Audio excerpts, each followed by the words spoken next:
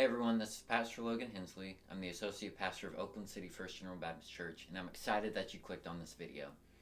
Take a few minutes just to worship, or you can worship at the end, however you want to do it. But take those few moments, and welcome to the time of worship.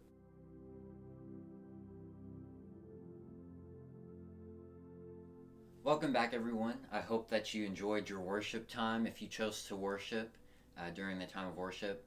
But if you're doing it at the end, please remember to worship at the end. Today we're just going to be looking at the next section of Psalm 139, which is verses 13 through 18.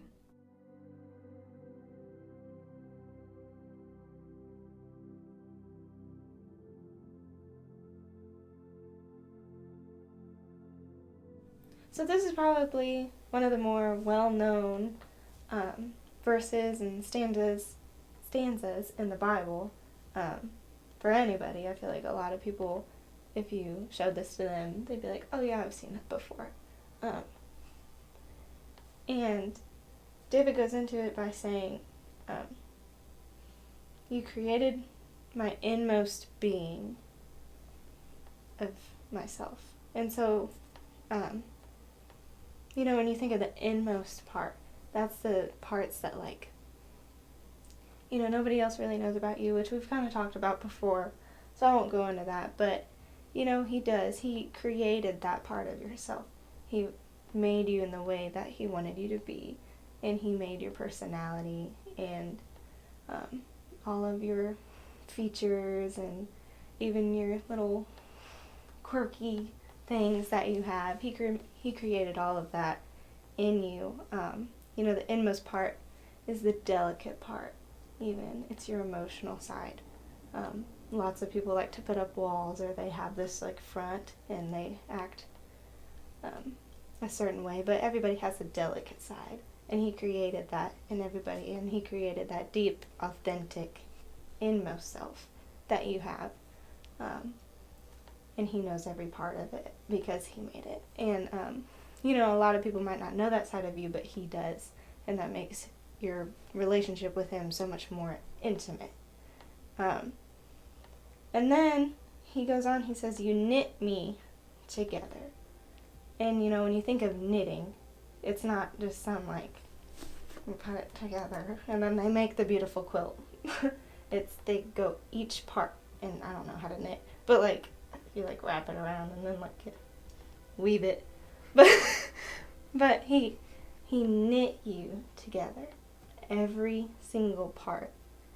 I'm a big nerd with this, but because I'm gonna be a nurse and stuff. But when a baby is formed in the womb and stuff, each part as the baby progresses, it gets more intricate. And it forms your brain, and every part of your brain, and the spinal cord, and then the nervous system, the muscles, the bones, and it forms each part, and it progressively gets more. And then even after you're born and you grow up, it keeps growing, and it keeps forming until you're the person you are. And he makes all that, and he knits it together. And that's just so cool to me. He knits it into the way he wants it to be. And a lot of us are always hard on ourselves, or we feel like we're not good enough, or we're not pretty enough, or we're not smart enough, just for basic stuff. But whatever you think you're not enough is, that's so wrong, because you are enough.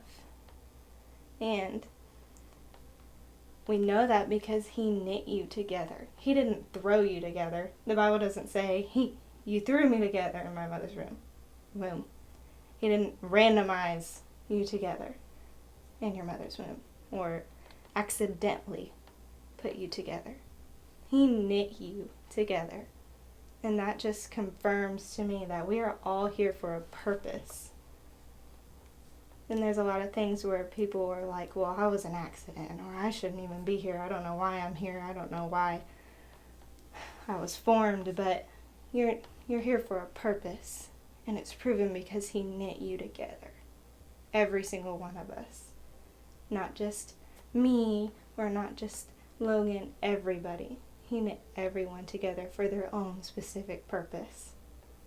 And that's just so powerful. The way that that was put together and that was written, that's straight from the Lord. There's no way it's not, because he could only describe it in that way.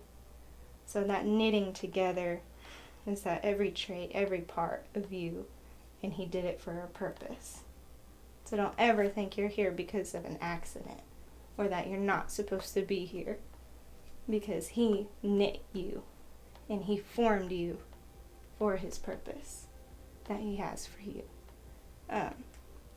So that's so good. And then, that I praise you because I'm fearfully and wonderfully made. That's a verse I've always had throughout my whole life, ever since I was a little girl. People are like, you're fearfully and wonderfully made, fearfully and wonderfully made. I was told that a lot through church and some different things. And, I was always confused, with the fearfully part. I'm like, fearfully? Isn't fear bad? It can be bad if you use it in the bad tense. And when I was studying this, I was like, you know what? I'm going to find out why it says that, because I've always wondered. And what I found was you can look at fearfully in two ways. And how I broke it up was you can look at it in Satan's way, or you can look at it in God's way. Because when you look at fearfully, you can see what we all think of fear is, like timid, or uneasily, or hesitantly. And that's what Satan wants us to think. He wants us to think that we were hesitantly made, or accidentally made, or he made you kind of like, I don't know how they're going to do, but here we go. He didn't. That's what Satan wants you to think. And that's one way you can look at fearfully. Or you can look at it in God's way as remarkably, or extraordinary, or incredibly, or exceptionally. If you look it up, you can find that fearfully can be looked at in that way. Or anxiously. That can be good. Like God was like, I just can't wait to make them. And he's making you, and he's forming you, and he's like, I'm so excited to get them out there, because they're going to do so much. So the way you look at fearfully is a big thing. And I just wanted to clarify that, because that's always been a confusion for me. So fearfully in this tense is he's making you wonderful. It goes with wonderful. That's why he puts wonderfully after it, because they go together. But,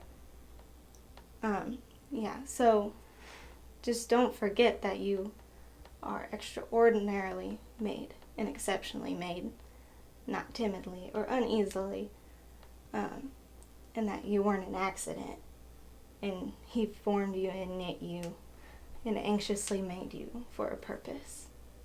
So. Well, let's go ahead and go to verses 15 and 16. The reason that I'm not commenting is because Chloe's just said everything that's needed to be said. So, verses 15 and 16 will show up on your screen.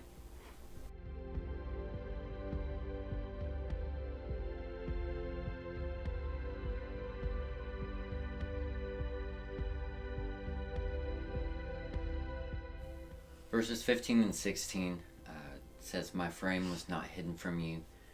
The frame meaning the skeleton. As you're being formed in your mother's womb, God was right there. And, he was there because he was the one that was knitting. But it's amazing how, with us, if I look at someone who's pregnant, I can't see what's happening in there unless we use technology that we have. But God is right there. We're not hidden from him. Even from the moment that we're conceived, he's right there with us. And what's amazing about that to me is that so often it feels like, well, I was just a baby. Why does God need to be there? He's with my parents who are with me. That should be good enough, right? But, God was with you before you were even born. Yeah. Like, he took the time and the care to be with you while you're in your womb, while he was knitting you together with all that intricate detail. And it continues on by saying that you were woven together in the depths of the earth, and you were made in the secret place. I know that's out of order, but both of those refer to your mother's womb, and it's because it's dark in there. There's no flashlights or anything, and that's why it's a secret place, because it's like the one moment that we get where it's literally just us and God. Wow.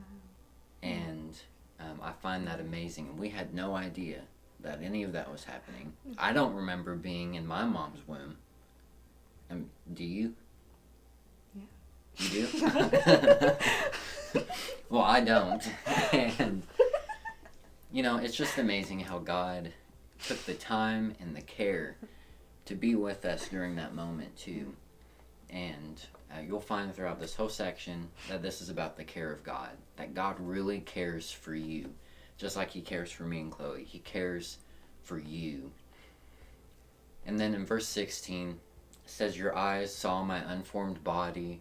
All the days ordained for me were written in your book before one of them even came to be."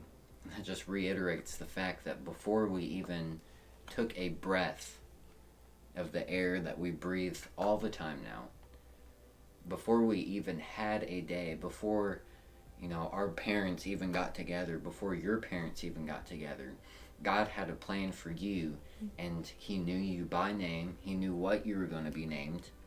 And when it came to me, he was like, "Logan, you're going to be a preacher." And then my mom and my dad got together, and he started knitting me together, and he's like, "Ooh, I think this would be good for a preacher." Because all of us preachers, we're all unique. None of us are different, or none of us are the same. The only thing that's the same is that most of us love God. And, as he's knitting me together and being there with me in the secret place and in the depths of the earth, he's like, "I think I'll make Logan funny." See, I made her laugh. I'm not with you. But he has a good personality. I don't know. He's given me all these details as he's doing that, and it's because he cares for me. He did the same thing with you, and he does the same thing with you. All of this is just about how much God cares for you, because he took the time and the effort and the carefulness to make sure that you are who you are. And he had a plan for you before you even knew you existed. He had a plan that even before any of the days of your life came, he already knew what his plan was for you. And I think that's amazing. Yeah, that's good. When you were talking about, like, I'll put this in there, and I'll put that. That reminds me of the videos people make.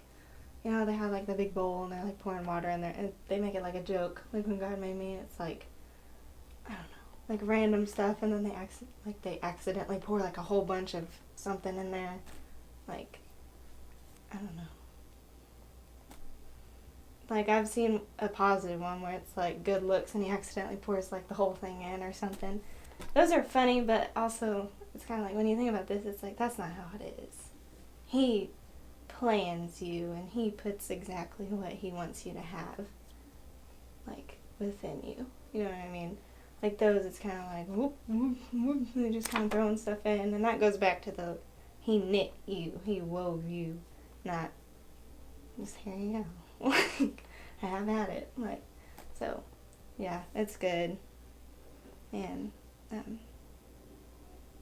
it's so great how much he cares for us. He really cares for us. And when you actually try to put it on a scale, like, you can't. Because it's just, oof. So, 17 and 18 next.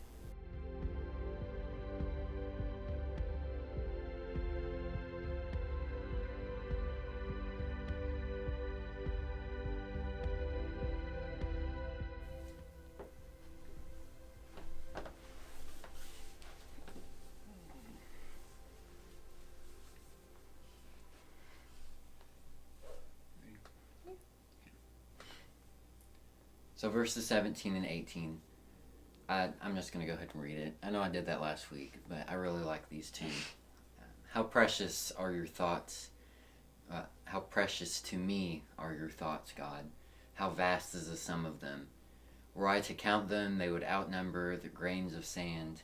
When I awake, I'm still with you. I really love these two, and it's just the imagery that's in 18 especially. And 18 supplements 17 in that the number of grains of sand is the number of thoughts that God has for us. And it's David's way of trying to articulate the amount and how many thoughts that he has about us. And I did look it up, and no one knows really. It's all just guesses. But the amount of grains of sand, depending on the sand in a handful, numbers anywhere, depending on the size of the grain, anywhere from 10,000 to 400,000 grains of sand in a handful. And you think about that, and you go to a beach, and you take a handful, and you see all of them. I saw somewhere, and I don't know how true this is, but they estimate that there's billions of grains of sand in one beach. And there's so many beaches across the earth. Yet, David articulates that it would outnumber the grains of sand on earth. That's how many thoughts he has about us. Good thoughts, caring thoughts about us. And I don't feel like I'm worth that. And, I love Chloe to high heaven. And I don't know if I could outnumber the grains of sand. I don't know if I could, think of that many words. And... I'm kidding. But, God has that for you. He looks at you as you're going through life, despite all your mistakes, despite all of your sins and your temptations and the times that you've turned away from Him, the times that you've ignored Him. He's still right there, and He still has all of those thoughts about you. So many thoughts that you can't comprehend it. And that's the idea of what David is saying with the grains of sand. It's not about the number of grains of sand on earth. It's about the fact that God has so many good and caring thoughts about you that we as humans, we can't understand it. We can't comprehend the amount and the vastness of His love for us and His caring for us. And He ends it with, when I awake, I'm still with you. And, we talked about how, earlier, how God is always with us.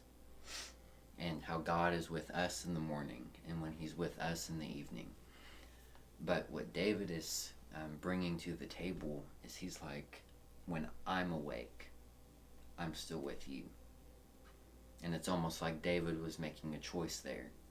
He's like, even when I stray away sometimes, and we know that he did, but even when that happens, he's like, I'm going to wake up with the intention of being with you, of still being with you, because I think about everything that you think about me and how I can't comprehend the love, how much you care for me, and just the amount of thoughts that you have about me. That's good. What's crazy to me is he outnumbers, the thoughts outnumber the grain of sand, but that's for every single person in the world. That's wild. I would get a headache if I had to think about that many people. I can barely keep track of the 6 people I have in my life. Whatever. But yeah, that's so good. And the when I awake, I'm still with you. I like the point you made on that, because that's a choice we make every day. We choose, to follow God, or we choose to fall away and to not follow Him that day. And that's a very important decision, because you never know when it's going to be the last day. You never know, it's going to happen. So that first decision of, today, God, I'm going to live for you. I'm going to pick up my cross today. Pick up your cross daily. And that's a big decision, and that's a serious decision. And, God chooses you every day, and we do not deserve it. So why don't we choose him when he deserves it more than anyone who we encounter that day or anything? And we prioritize a lot of things before him, and that's not how it should be. So I like that point that you made, because I didn't think of it like that. But that was good.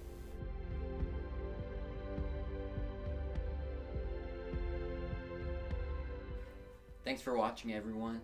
I hope that this has blessed your heart. Know that we've been praying for you, all the viewers. Of course, we can't do it by name because we don't know everyone that watches this video, but we're praying a general prayer for you, and we hope that you like and share this video.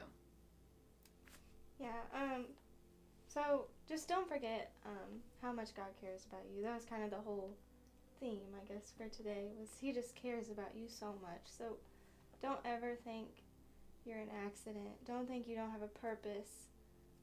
No matter how young, how old, or in between you are, he has a purpose for you. He loves you. He knows you, and he's known you from the start. And he's known you since it was just you and him in that dark place, in the hidden place. And I just encourage you every day, no matter how hard it gets, just every day to wake up and pray, God, I'm still with you. I choose you today, and today I'm going to pick up my cross. So, thank you guys for watching.